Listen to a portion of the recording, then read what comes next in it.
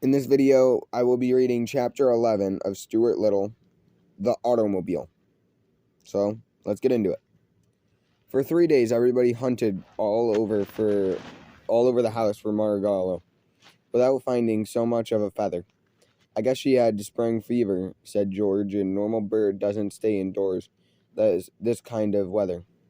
"Perhaps she has a husband somewhere and has gone to meet him," suggests Mr. Little. "She has not," sobbed Stuart bitterly. That's just a lot of nonsense." "How do you know?" asked George. "Because I asked her one time," cried Stuart. "She told me she was a single bird." Everybody questioned Snowball closely, but the cat insisted he knew nothing about Margallo's disappearance. I don't see why you have to make a pariah out of me just because I'm a disagreeable little chippy flew the coop," said Snowball irritably. Stuart was heartbroken, and he had no appetite, refused food, and for weight loss. Finally, he decided that he would run away from home without telling anybody and go out in the world to look for Margallo. I am about it, While I am about it, I might as well see my fortune too," he thought. Before daybreak the next morning, he got out his bag, his biggest handkerchief, and in it he placed his toothbrush, his money, his soap, his comb, and his brush, a clean suit of underwear, and his pocket compass. "I ought to take along something to remember my mother by," he thought. So he crept into his mother's bedroom, where she was still asleep, climbing the lamp cord to her beret, and pulled a strand of Mrs. Little hair from her comb. He rolled the hair up neatly and laid it on the handkerchief with the other things. Then he rolled everything up into a bundle and tied it into the one end of a wooden match. With his gray felt hat cocked jauntily to one side of his head and his pack slung across his shoulder, Stuart strolled softly out of the house. "Goodbye, beautiful home," he whispered. "I wonder if I will ever see you again." Stuart stood unnecessarily uncertainly for a moment in the street in front of the house. The world was a big place in which to go looking for a lost bird. North, south, east, west. Which way should I go? Stuart decided that he needed advice from an important matter. So he started uptown to find his friend, Dr. Carey, and the surgeon-dentist, owner of the Schooner Wasp. The doctor was glad to see Stuart. He took him right into the inner office, where he was busy pulling a man's tooth. The man's name was Edward Clydesdale, and he had several wads of gauze in his cheek to hold his mouth open, good and wide. The tooth was hard to get out, and doctor let Stuart sit on the instrument tray so they could talk during the operation. "This is my friend Stuart Little," he said to the man with the gauze in his cheek. "How are you, Stuart?" replied the man as best he could. "Very well, thank you," replied Stuart. "Well, what's on your mind, Stuart?" asked Dr. Carey, seizing hold of the man's tooth with a pair of pincers and giving a strong pull. "I ran away from home this morning," explaining Stuart. "I'm going into the world to seek my fortune and to look for a lost bird. Which direction do you think I should start out in?" Dr. Cayley twisted the tooth a bit and cracked it back and forth. "What color is the bird?"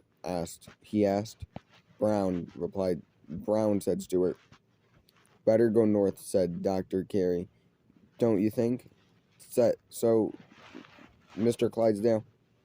Ook in intro arc, said Mr. Clydesdale. What? Cried Stuart.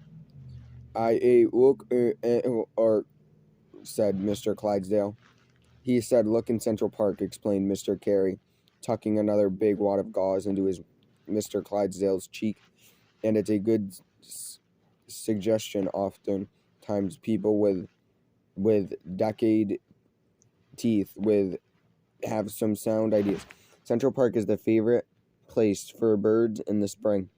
Mr. Clydesdale was nodding his head vigorously and seemed about to speak again. If u okay erd in intro arc ik a orc u even in or ford ailway in oak in Connecticut. What? Cried Stuart, delighted at the new kind of talk. What? Say, Mr. Clydesdale. If u ook okay intro arc ik a u orc in Avon and Aford Ailway in Ook of Connecticut. He say if you can't locate the bird in Central Park, take a New York, New Haven, and Hafford Railway train to look in Connecticut, said Dr. Carey. Then he removed the rolls of gauze from Mr. Clyde's mouth. Rinse, please, he said. Mr. Clydesdale took the glass of mouthwash that was beside his chair and rinsed the mouth out. Tell me this, Stuart, said Dr. Carey. How about you traveling on foot? Yes, sir, said Stuart Little. Well, I think you'd better have a car as soon as I get this tooth out. We will see what can be done about it. Open, please, Mr. Clydesdale.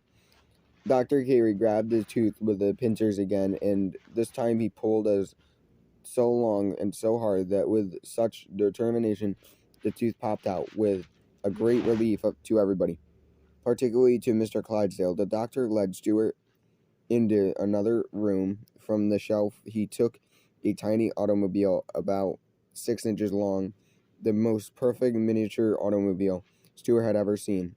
It was bright yellow and black, fenders and steam-lined, car of graceful design, and made himself. I made this myself, Dr. Carey said.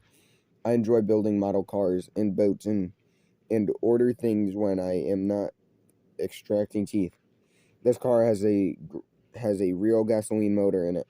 It has quite the good deal of power. Do you think you can handle this, Stuart? Certainly, replied Stuart, looking into his driver's seat and blowing the horn. But isn't it going to attract too much attention? Won't everybody stop to stare as such a small automobile?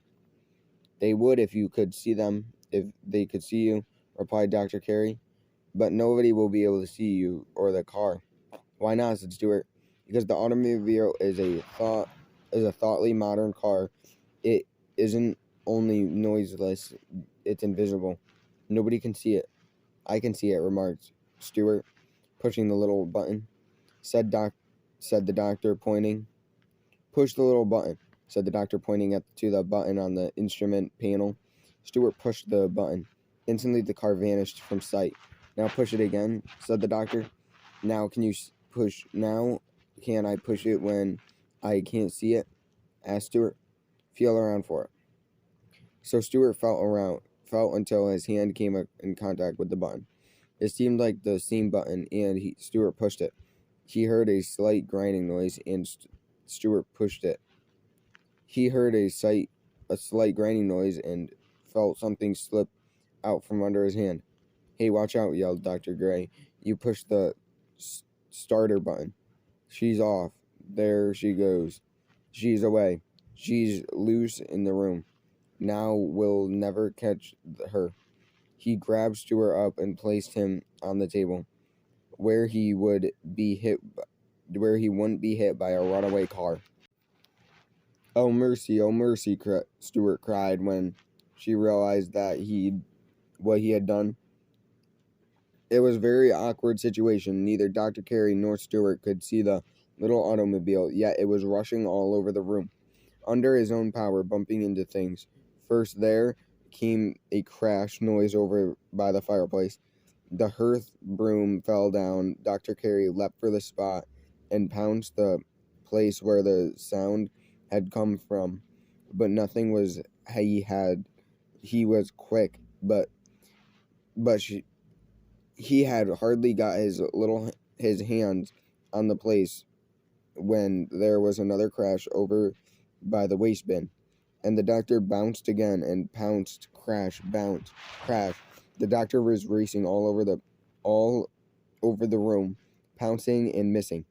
It was almost impossible to catch a speedy invisible model automobile, even when one is a skillful dentist. Oh no, yelled Stuart Little, jumping up and down. I'm sorry, Dr. Carey. I'm dreadfully sorry. Get a butterfly net, shouted Doctor.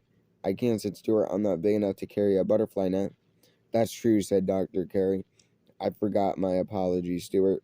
The car is bound to stop sometime, said Stuart, because it will run out of gas. That's true, said the doctor. And so he and Stuart sat down and waited patiently until the car no longer heard any crashing sounds in the room. Then the doctor got down on his hands and knees and crawled cautiously all over the floor, feeling until he found the car. It was in the fireplace, buried up into the hubs of wood and ashes. The doctor pressed the proper button and there it stood in the plain sight again in front of the fenders crumpled and radiators leaked, its headlights broken and the windshield shattered, its right gear tire punctured and the quite bit of yellow paint scratches off the hood. What a mess, groaned the doctor. Stuart, I hope this will be a lesson to you. Never push the button on an automobile unless you are sure what you're doing. Yes, sir, answered Stuart, and his eyes filled with tears, each tear being smaller than a drop of dew. Too, he had been an unhappy morning, and Stuart was already homesick. He was sure that he was never going to see Margallo again.